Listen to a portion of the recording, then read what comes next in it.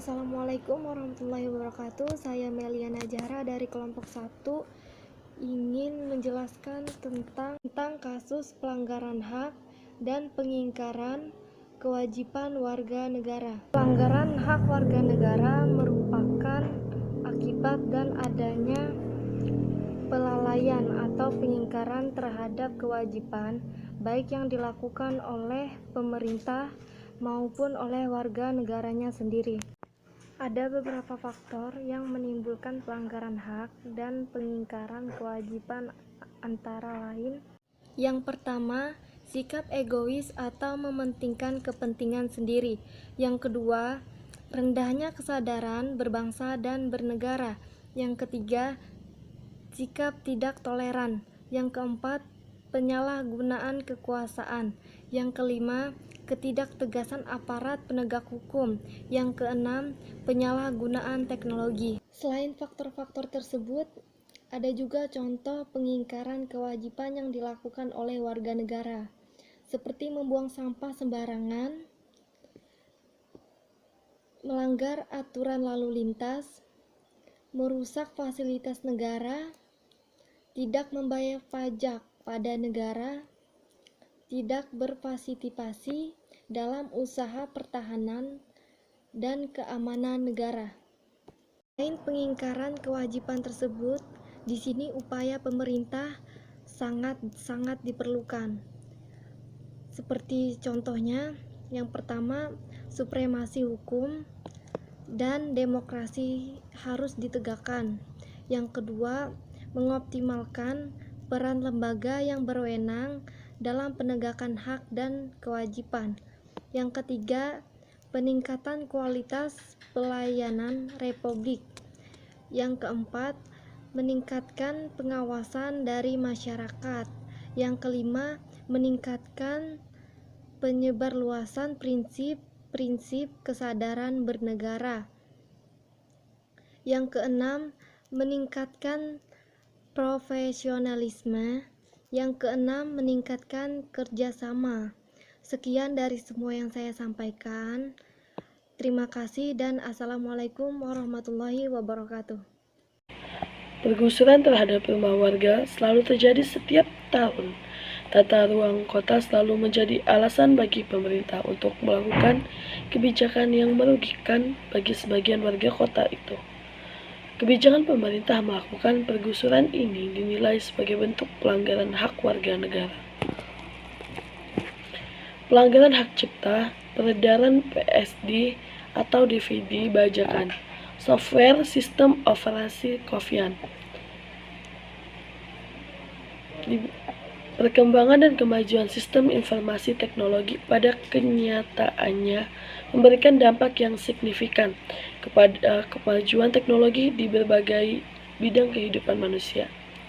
Semakin berkembangnya sistem informasi dan teknologi, maka semakin tinggi tingkat kerawanan akan perdagangan barang palsu atau bajakan. Salah satu contoh barang bajakan adalah PSD, inform bajakan. Dengan kemajuan teknologi, maka seseorang dapat mengadakan suatu karya intelektual dengan tanpa harus minta izin dari pemegang hak cipta. Kasus pengingkaran kewajiban warga negara. Contoh bentuk pengingkaran kewajiban warga negara: membuang sampah sembarangan, melanggar aturan berlalu lintas, merusak fasilitas negara, tidak membayar pajak pada negara, tidak berpartisipasi dalam usaha pertahanan dan keamanan. Faktor yang menyebabkan terjadinya pelanggaran hak dan pengingkaran kewajiban warga negara: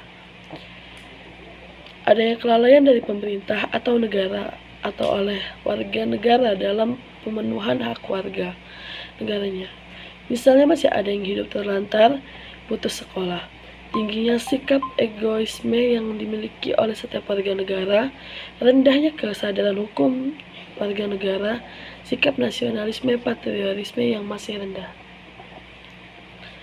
Yang harus dilakukan pemerintah dalam memecahkan persoalan pelanggaran hak dan pengingkaran kewajiban sebagai warga negara: memberikan sanksi yang tegas bagi warga negara yang mengingkari kewajiban, menegakkan supremasi hukum dan perundang-undangan secara konsisten dan bertanggung jawab, meningkatkan kemakmuran dan kesejahteraan masyarakat yang berpihak pada pemberdayaan masyarakat.